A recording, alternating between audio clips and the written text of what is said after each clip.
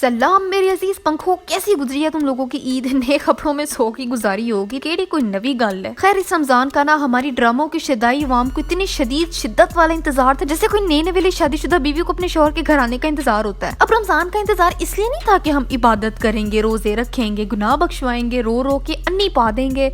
नहीं नहीं भाई, रमजान का इंतजार इसलिए था क्योंकि सुनो चंदा का सीजन 2 जो आना था। यार मैं करती हूँ जरा इस बारे में बात, लेकिन उससे पहले मैं बता दूं IQ ऑप्शन के बारे में, जहाँ से लाखों पाकिस्तानी डेली अर्निंग करते हैं। सबसे पहले तो तुम्हें डिस्क्रिप्शन में दिए हुए लिंक पर जाकर रजिस्टर करना है। उसके बाद $10 की मामूली सी अमाउंट को डिपॉजिट करना है और उसके बाद तुम्हें ग्राफिक की डायरेक्शंस का अंदाजा लगाना है। अगर तुम्हें लगे कि ग्राफिक ग्रो करेगा तो कॉल पे क्लिक करना है, और अगर तुम्हें लगे कि ग्राफिक फॉल करेगा तो पुट पे क्लिक करना है।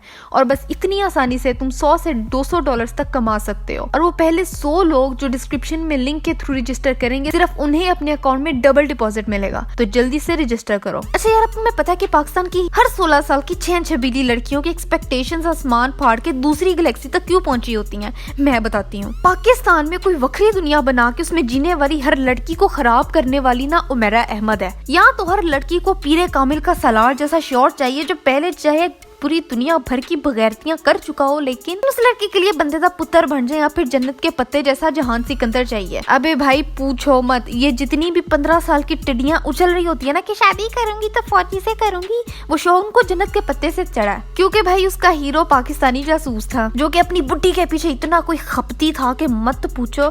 खैर, मैं भी किधर से किधर चली गई हूँ। मकसद मेरा ये है कि यार पहले हमारी नौजवान नस्ल कोई कसीर तादाद में ना अकेलेपन का शिकार है। बेचारी नौजवान नस्ल को कोई मुंह नहीं लगाता। पूरी जवानी लूट लूट फिर के गुजार देने के बाद फिर माँ बाप ही किसी शगुफ्ता की औलाद से शादी अरेंज करवाती है। फिर वो लोग जब सुनो चंदा जैसे ड्रामे देखते हैं ना, तो उनको दिल के किसी कोने में ख्वाहिश अंगड़ाई लेती है कि भाई हमारी भी कोई ऐसी क्यूट सी लव स्टोरी होगी शादी के बाद। लेकिन मिट्टी तय कट्टा, शादी से पहले बेबी शो ना करने वाले नौमलूद सस्ते आशिक शादी के बाद आज तू नहीं आते, आज फिर मैं नहीं, पर उतर आते हैं। बेबी तुम्हारे लिए पूरी दुनिया से लड़ सकता हूँ कहने वाले ने घर में जंगी माहौल बना के एक दूसरे के बाल नोच नोच के घर की दीवारों पे खून से भरा हुआ होता है। और फिर इस जैसी सास मिलने की एक्सपेक्टेशंस रखने वाली लड़कियों को आगे से वो सास मिलती है जो पूरा दिन सर पे दुपट्टा बांध के हाय हाय करते हुए लेटी रहती है, और फिर बेटे के घर आने पर उसके सामने झाड़ू लेके शुरू हो जाती है कि हाय सिर इतने दर्द हो रही है लेकिन सफाई भी तो करनी है।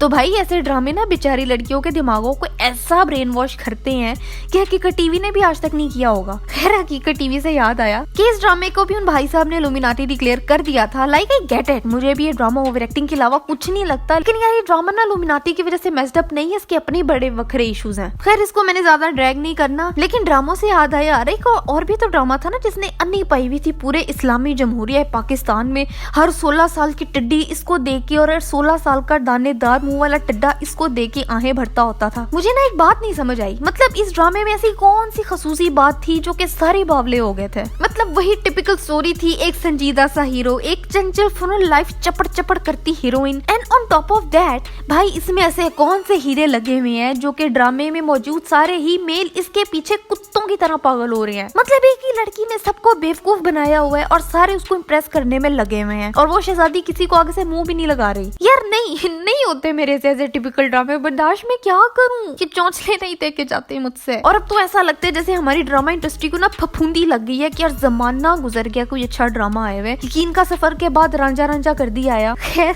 लोगों ने तो रांझा रांझा करती को भी इल्यूमिनाटी की साजिश बना ही दिया था, लेकिन भाई साहब बहुत अरसे बाद अच्छा ड्रामा देखने को मिला। अब ये है कि देखो लड़कियों, अपनी एक्सपेक्टेशंस को ना उतना ही कम रखो जितनी कम तुम्हें इस बार ईदी मिली है, क्योंकि ये चौंचले ना शादी के बाद नहीं रहते, और ऐसा हीरो ना रियल लाइफ में नहीं होते, और ना ही ऐसी सब्र शुक्र करके जिंदगी गुजारने वाली लड़कियां आजकल पाई जाती हैं, और ना ही ऐसी सासें एग्जिस्ट करती हैं जो बहू की साइड लेते हुए बेटे के अगेंस्ट हो जाएं।